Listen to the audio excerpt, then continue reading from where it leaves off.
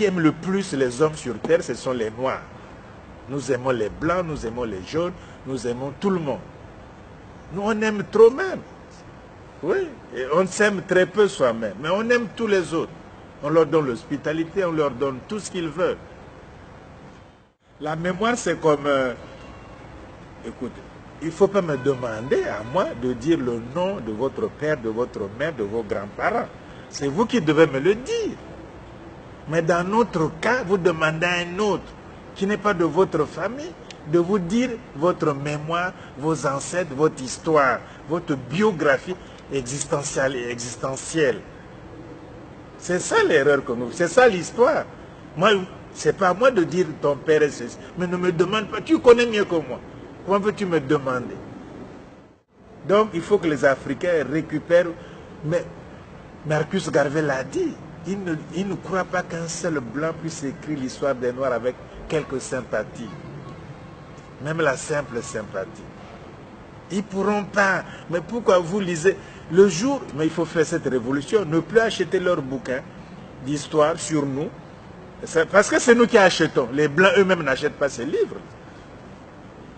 Tu as cru que les Blancs ils vont acheter des livres sur Joséphine Baker pour faire quoi? Dans leur bibliothèque, ils achètent autre chose. Ils n'achètent pas vos histoires-là. Sauf quelques africanistes. Mais le gros des Blancs ne vit pas dans cette littérature. C'est quelques gens qui servent de pions, c'est tout. Donc au fond, il faut que les Noirs ne demandent pas à un autre, dis-moi qui était mon ancêtre. Essaie de le trouver toi-même avec tes erreurs. Les Chinois ne demandent pas aux Japonais de dire l'histoire de la Chine. Les Indiens ne demandent pas aux Pakistanais de leur dire leur histoire, encore qu'ils soient en conflit. Les Français ne demandent pas aux Allemands d'écrire des livres d'histoire de la France pour les enseigner à l'école française.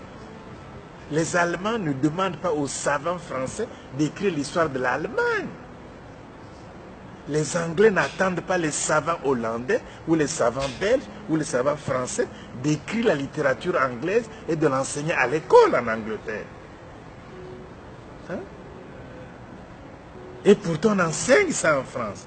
Et pourtant il y a des professeurs qui ont les doctorats dans la littérature anglaise. Mais ils enseignent en France, ils vont faire des conférences, mais on n'attend pas d'eux l'essentiel en Angleterre. Mais or nous attendons tout, absolument tout des étrangers. Et je te querelle, toi, parce que sur ce que quelqu'un a écrit. Hein?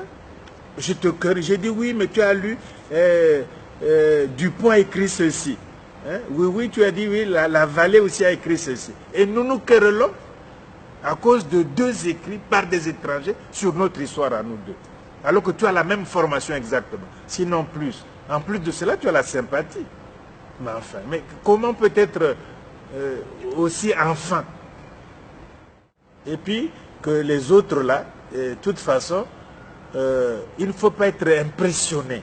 Il faut cesser d'être, même si on lit les livres, hein, mais bon, faisons, coupons la poire en deux, lisons leurs bouquins, tout sur l'Afrique, d'accord. Mais il faut peut-être impressionné. Tout est faux dedans, d'un bout à l'autre. Il n'y a aucune seule vérité dans aucun livre d'aucun africaniste. Aucun.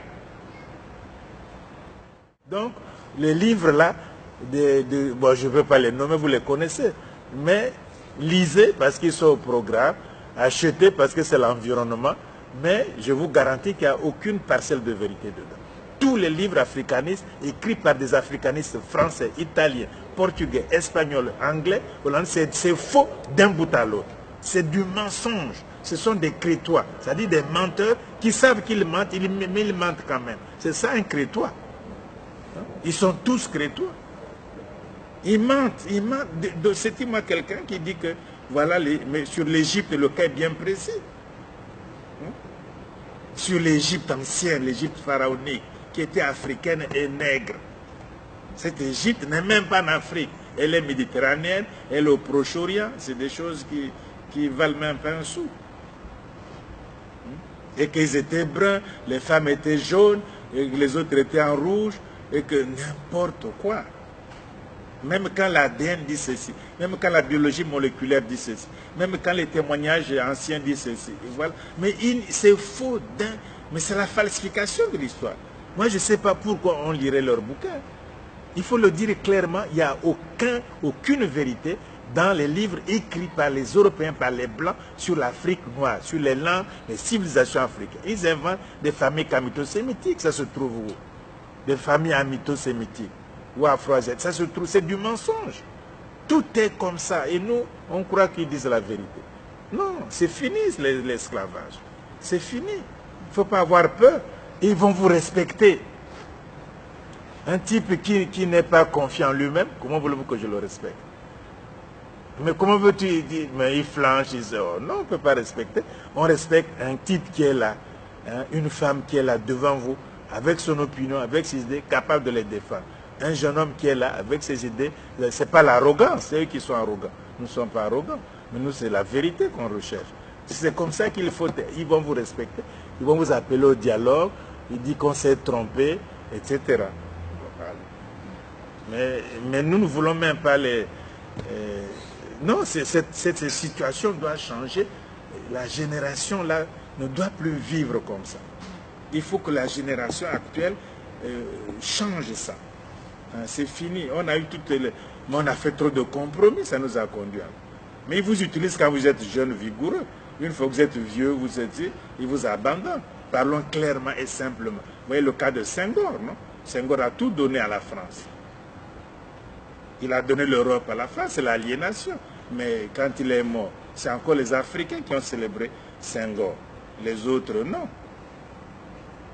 Les autres, non, ils n'ont pas fait cas de Senghor, qui était un génie en poésie. Et qui était dans leurs institutions les plus prestigieuses. Et on ne lui a pas fait cas de Senghor. Alors, à quoi bon de faire des compromis dans ce cas? À quoi bon de leur plaire?